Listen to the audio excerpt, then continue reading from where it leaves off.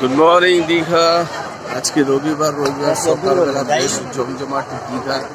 চলো একেবারে নিউ দীঘা সমুদ্র সৈকতের ছবিটা ঠিক কি তোমাদেরকে দিয়ে দিচ্ছি। ভিডিওটা শেষ পর্যন্ত দেখো, চ্যানেলকে সাবস্ক্রাইব করে সাথে থাকো। বাড়িতে বসে দীঘার মজা। সকালবেলা একেবারে জমজমাটি গোটা নিউ দীঘা সমুদ্র সৈকত, তোমাদেরকে সেই ছবি দিয়ে দিচ্ছি সকালবেলার ছবি। ধীরে ধীরে ভাটা হচ্ছে আর সমুদ্র স্নান শুরু হয়ে গেছে।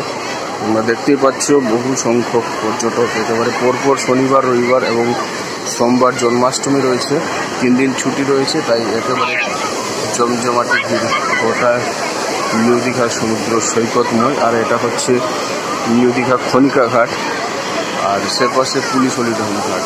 সব জায়গায় কিন্তু একেবারে যেদিকেই দেখবে প্রচুর সংখ্যক মানুষের ভিড় একেবারে জমে উঠেছে গোটা নিউ দীঘা সমুদ্র সৈকত। সমুদ্রে স্নান চলছে, স্পিড বোট রাইডিং চলছে, সব মিলিয়ে জমজমাটি দীঘা।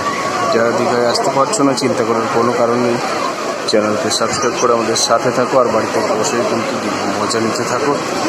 দেখো এখানে হর্স রাইডিং চলছে, ঘোড়ার উপর বসে একেবারে সমুদ্রেই ঘোরা হচ্ছে।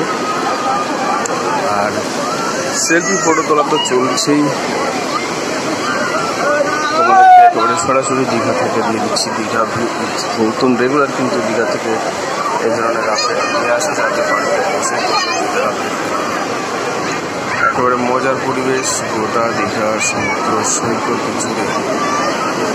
বাচ্চাদের মজা একেবারে দেখতেই পাচ্ছ তোমরা। সমুদ্র স্নান এবং সমুদ্রের নামা হচ্ছে গোটা সমুদ্র সৈকতময়।